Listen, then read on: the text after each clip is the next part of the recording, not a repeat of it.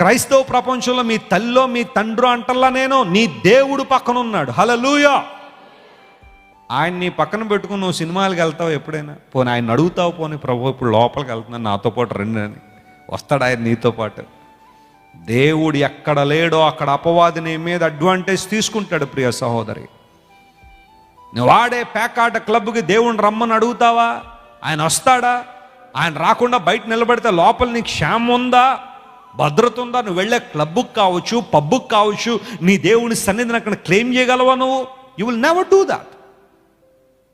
అపవాదికి దొరికేసావు అనమాట. నువ్వు అక్కడే వాడుకుంటాడో అపవాది, నేను ఆవహిస్తాడో తన ప్రణాళికల కోసం నేను వాడుకుంటాడు అక్కడ.